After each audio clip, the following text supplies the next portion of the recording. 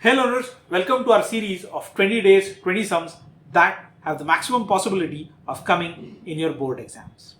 So let's talk about today's sum.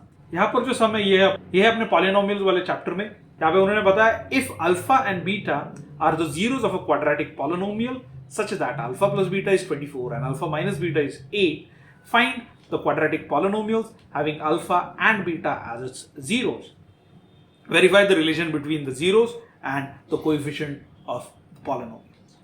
So here they've given us that alpha and beta are the zeros of the quadratic polynomial, and they've given us alpha plus beta is 24 and alpha minus beta is 8.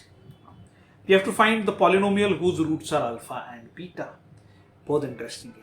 Alpha beta का addition subtraction दिया और उनका polynomial find करना है. Now we know that if alpha and beta are root of a quadratic equation, then it can be written as x square minus alpha plus beta x plus alpha beta. तो वो जो quadratic polynomial होगा वो इस type का होगा.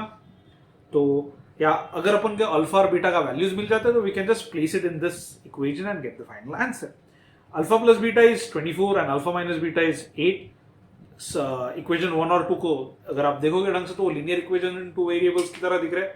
उनको अगर मैं ऐड कर दूंगा तो 2 अल्फा इज इक्वल टू 32 और alpha is equal to 16.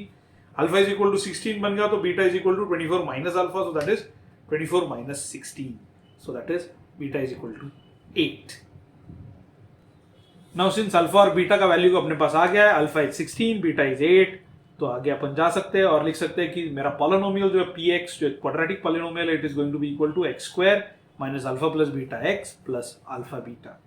So that is x square minus 16 plus 8 x plus 16 multiplied by 8.